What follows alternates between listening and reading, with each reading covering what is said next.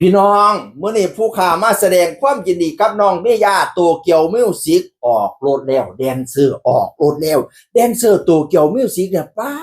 ดมาพากันปังมาพากันดังแท้หวังแต่มาอยู่กับโตเกียวบ่ท่านใดนี่น้องเมย่านี่พี่น้องเอ๋ยสีมือสันวันดีเลิกสะดวกได้ไปรับลูกสาวเข้าบ้านอีกขั้นค่ะขอให้คำคุ้นขนเงินขนทองขับขี่ปลอดภัยทุกเส้นทางขอบคุณพ่อแม่ที่ซัพพอร์ตลูกสาวคนนี้นะคะขอบคุณบอสที่ให้โอกาสได้มาอยู่ครอบครัวโตเกียวมิวสิกนี่ก้อนโตต่อไปนี่ต้องพึ่งพาบอสเดี๋ยวค่ะแม่ยายจะอยู่กับบอส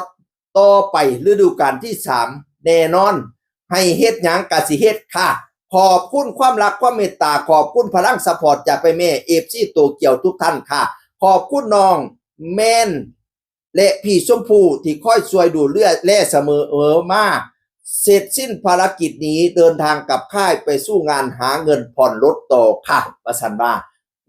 มีหนี้ก้อนโตแล้วออกรถมีหนี้ก้อนโตแล้วบ่เป็นหยังดอกอีหล่ามีหนี้บ่เก็บคือเป็นนิวดอกซุมื้อนี้คันบ่กู้มันบ่มีดอกอีหยังก็ได้กู้มันเบิดซุอย่างเพราะอย่างอื่นก็คือกู้ซุอย่างบ่กู้แต่กับระเบิดละย่านมันระเบิดใส่หัวหน้าบอสบิ๊กหัวหน้าบิ๊กก็มาแสดงความยินดีแซ่พูดแล้วก็เขียนว่ายินดีกับแดนเซอร์หญิงค่ายโตเกียวมิวสิกยินดีกับแดนเซอร์หญิงยินดีกับน้องเมย่าพี่น้องไปออกรถผู้ใดรถ MG สีขาวรถเก๋งงามผูกโบสีแดงย่างดีแม่กลับไปฮับพ่อกลับไปฮับน้ำเอาเงินให้พ่อให้แม่นำที่ออกรถน่ะนะแม่กับผ้าขึ้นรถให้ไปค้ำขึ้นแหกขึ้นหมานให้ลูกให้เต้าแม่กับพ่อก็ได้ให้โชคให้หมานเนาะให้ขนเงินขนค่ำเด้อเงินแสนให้ตกอยู่กลางบ้านเงินล้านให้ตกอยู่กลางรถไปกอบเอาไปโกยเอาไปขนเอาเงินขนเอาค่ำเด้ออีหลาน้องขาวเปิ้นเบิ่นน้องขาวเปิ้นเบิ่นเลยไปไหว้ศาลรักบ้านรักเมียงประจำหมู่บ้านเพิ่นพร้อมตินี่นะให้เพิ่นมาปกมาบังมากังมาเลียมพาขนเงินขนค่ำเด้อน้องเมย่า